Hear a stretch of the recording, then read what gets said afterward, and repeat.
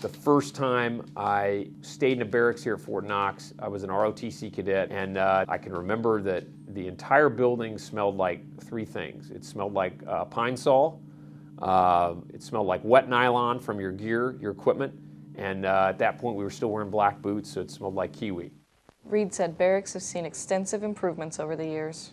Your basic barracks that were built here for Camp Knox, very, very basic buildings. Your first permanent barracks, your brick and mortar barracks, are the ones that are now around Brooks Field on the main parade post, and they're now office buildings. One of the things that they incorporated into these 1920s and 30s designs was indoor rifle ranges. They would, in the attics of the barracks, which you have a straight shot across the attic the entire length of the building, so they'd have a rifle range with a catch box. So the soldiers could go up there with their assigned weapons, and they could shoot .22 caliber practice cartridges, rain or shine, in the top of their barracks. So those have just been completed when World War II starts. Well, obviously, World War II starts, we start a huge mobilization. So they want to build more temporary wooden structures. So what you have happen is these World War II temporary structures somehow become permanent along the way.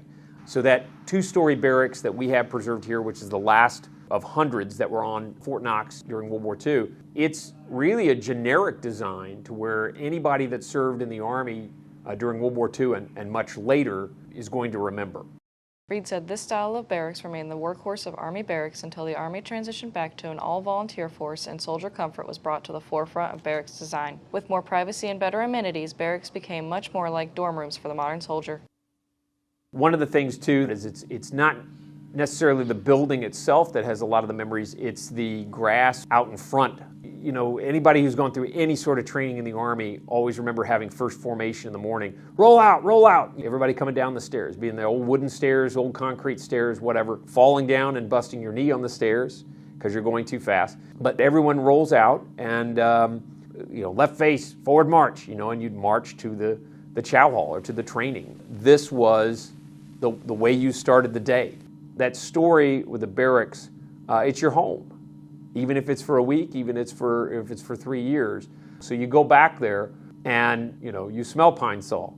You hear people laughing. You remember guys trying to unclog the sink by standing on the sink with a foot of water in the latrine. It's a common shared experience for soldiers across at least 100 years of Army history, if not more.